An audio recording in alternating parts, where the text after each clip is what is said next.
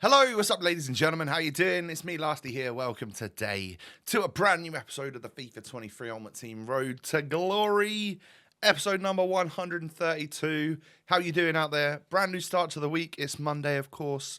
Best of luck to you this week. Hope you reach your goals.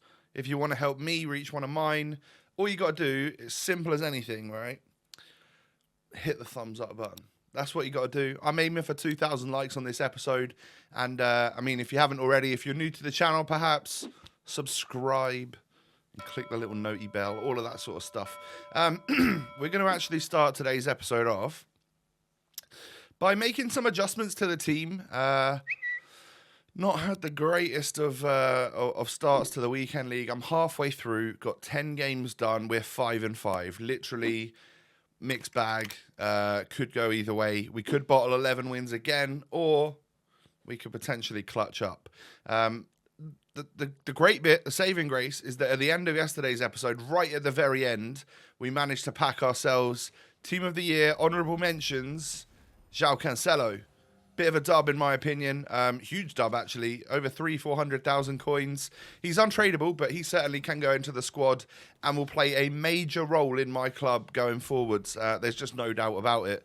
Someone with that technique and those stats and stuff is going to be in my squad. There is the only way that he comes out of the squad is if we somehow pack Team of the Year Hakimi and Theo Hernandez. So, not going to happen, is it? It seems that Team of the Years are rarer than ever this year.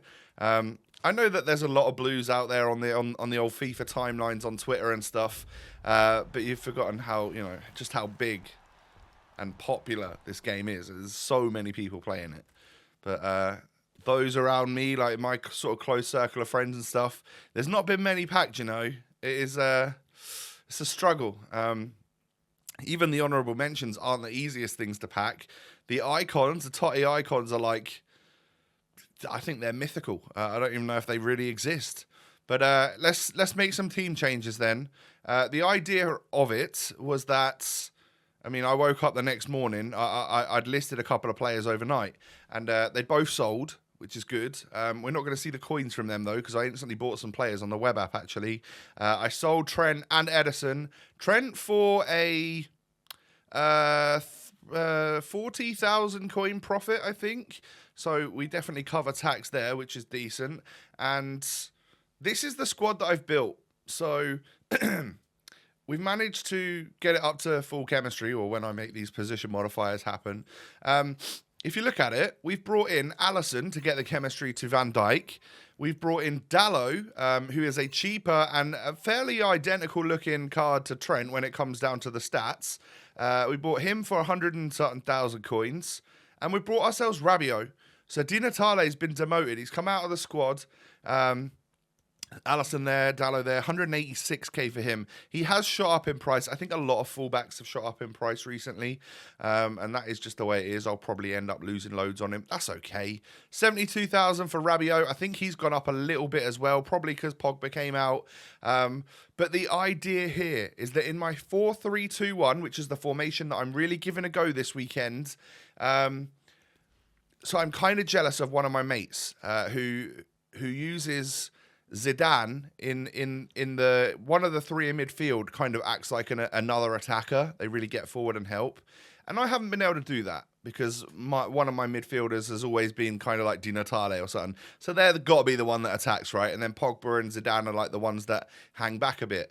Well, my mate's been using Zidane in that role, and he's so good. He finishes everything. He's everywhere, and that's how I want to use my Zinedine Zidane. So we brought Rabiot to sturdy the ship, be that CDM type player alongside Pogba, who of course can roam forward a little bit if he wants, but just super well rounded all in all in all of his stats. Sorry, and now Zizou's got free roll to just get forward, basically become one of the just become a 10, get forward, get into those areas, create and make spaces and make opportunities and get goals. So buzzing for that. And the front three, of course, is now Di Maria, who I needed.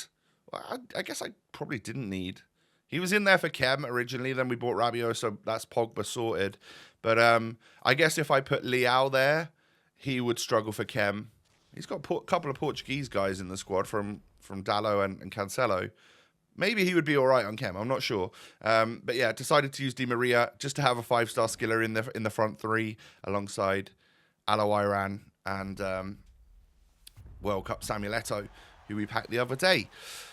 So well over 2 million coins worth of packed players have come into the club since Team of the Year began. But it's just like, where's the pack luck? Where's the sick pack luck? You know, the proper Team of the Year, welcome to the club pack luck. You know, getting an 84 rated Thomas Partey in an 83 times 10 is that's probably the worst one of them I've ever seen. It's terrible. 4 84s and a bunch of 83s. That is, oh my God, that's got to be one of the worst ones.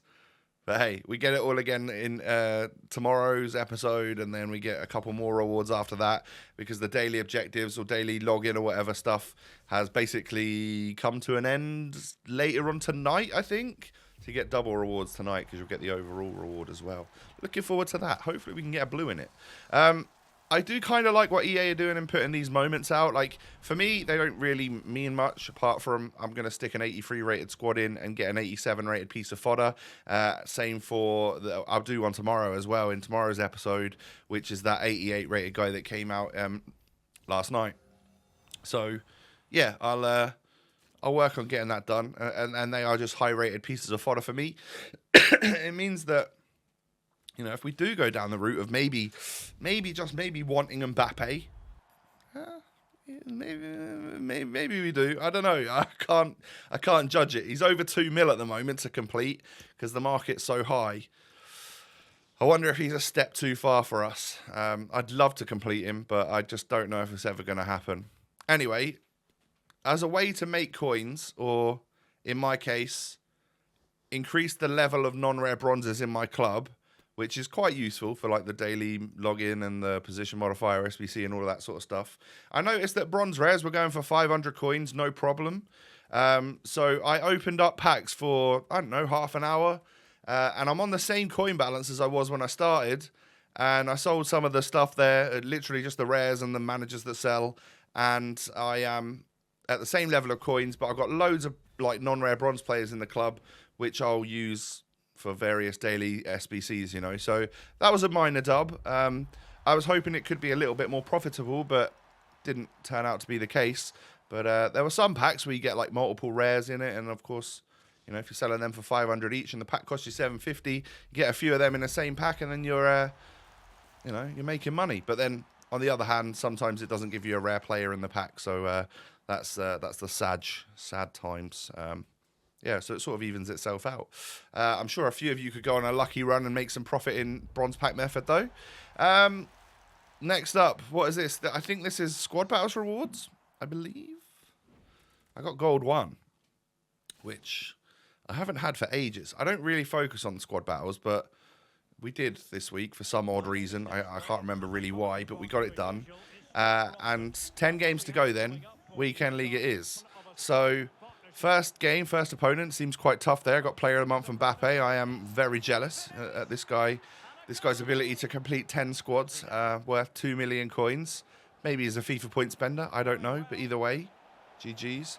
And we dispatched, as you can see there, 1-0, 2-0. Pogba getting a goal. He's starting to get forward as well, which is really quite nice. And then Cancelo's distribution and just having him as an outlet on the left-hand side. Oh, my God, it's so much better than Theo Hernandez. You know how I was saying that regular Theo, my left back is kind of the one in the 4-3-2-1 that has to push up the pitch and offer support. Regular Theo couldn't do it. Gosens couldn't really do it. But the stats on this Cancelo just makes it a viable option. And I think that might help me. It might improve me, you know. I hope so anyway. This guy's got 3 loans in his squad. All right. I think they should maybe cap it. Like, the use of loans in here, as much as I'm sort of against it, I'll use them from time to time as well. Like, I'm not, I'm not going to try and pretend that I haven't used loans in the game mode before. But I think maybe capping it to 1 or 2 loans, you know, because this guy later on brings on R9 loan and Ronaldinho loan, and you'll see what a difference it makes to the game. So I go 2-1 up here. I think he ends up getting it back to 2-2 just before half time. Yeah, as you can see here.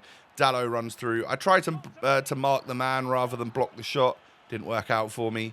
But then, literally, from kickoff, we end up getting through. Again, Samuel Eto'o just keeping his composure there, waiting for that goalkeeper movement. And we get the goal to go 3-2 up. So a fairly even match, but we are winning it.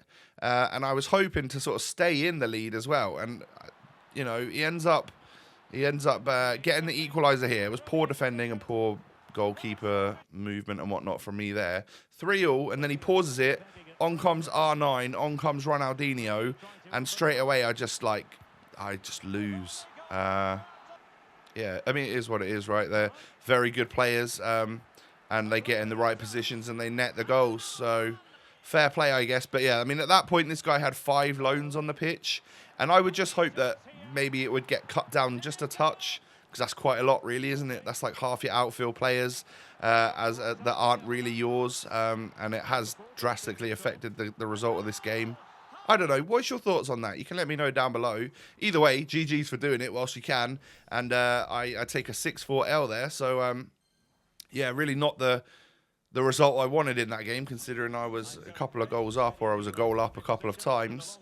So we've got to have a bit of a strong performance now if we want to get 11. You know, we've lost already. Into the next one then. Alawai with just some nice dribbling, and then that sort of P-roller goes in off the post. You love to see it. However, that's not gonna be all she wrote. He knocks it through to Diego Forlan, who, I tell you what, I've used him a couple of times in draft as well, that 91 version. It feels very smooth, very silky. A player that if we got in a hero pack, I would not be upset about, that is for sure. Although, I wonder if some of those heroes, I wonder if their time is now coming to an end. I wonder if their meta is coming to an end, as I'm sure we will progress with Team of the Year, and well, the next promo is likely to be, what they call it? Like Future Stars, right? Normally after Team of the Year. If that's the case, we'll get some mega meta players on this game, no doubt. But we get a dub. Good stuff. Needed that, because I've been on a constant battle that I need to get more wins than I need to get losses on this last batch, because I left myself in a bad spot. Now, that's a team and a half, isn't it? How unlucky is it when I've got basically an even ranking on a Sunday that I get matched up against a crazy, crazy good squad? He was a good player, played super calm, and at halftime, as you can see, you know, he just got that 45th minute bit of cheese that got him the goal. My 4 shots and 1.1 XG, unfortunately, this time around didn't get me the goal. And then, of course, ooh, little frog in the throat. when Jarzinho scores there to make it 2-0, I just peace out. I'll get out of there and we'll move on. Because a game like that, I'm probably not going to come back from. Possession, hoarder. It's just not going to be my day in that one, is it? So yeah, quite a ways to go then. I decided actually that in this episode, because we'd already done quite a lot of pack stuff at the start, I only really wanted to play 5 games in this one, so that tomorrow we can end the weekend league, get our rewards, and do a couple of the daily login packs as well. So it'll be a little bit gameplay and then quite pack heavy in tomorrow's episode. Looking forward to that one. But I get a really, really nice 3-0 victory. Zidane hat-trick, or maybe that was another game. I can't remember. But Zidane definitely got that last goal right there. I was waffling, so I weren't even looking. But that brings us up to, I think, 8 wins, I think. So I think we're like 8 and 7. So we now need to go 3 and 2 in the final 5 games. We get a draft token pack. Cool. I'll use that at some point. That will help me get a little bit of the draft objectives done. I can do the daily SBC for a draft token as well. Might do that every day just so I can stack them up for a time where I really want to use them. Maybe that time is now. Who knows? Gets me packs, I guess, doesn't it? And then some sort of 81 plus attackers pack or something. We end up just getting an 83, an 82, and an 81. Obviously not what you want, but at the end of the day, it's all right. So, fairly good debuts, I would say, for Dallo, Rabiot, and Alisson. Can't really complain. Yeah, we've been letting goals in still, and it's not... I think it's just working a bit better. The games we lost in this one against someone who just had loads of great loans, so he really stacked his team out. Fair dues. And then the other one was against someone who already had a really, really good team and was a super solid player. So, again, I can't really complain about that. I'll just take the L's and move on. But crucially, we got 3 wins today. 3 wins is what we need tomorrow. We need to go 3-2, and hopefully we can match today's effort and we get 11 wins and we don't bottle it. That's the plan. I'll be back at a normal scheduled time tomorrow for that to happen. Thank you for watching today. If you've enjoyed, do me a favor and just hit the thumbs up button. I'd greatly appreciate your thumbs up and your support. 2,000 likes is what we're looking for. Subscribe as well to the channel if you're new. Thank you. And follow me on social media, TikTok, Instagram, Twitter. Those links are down below. Hope you all have a... the old frog in the throat is back again. Hope you all have a wonderful day, and I will see you again tomorrow for another episode. Peace.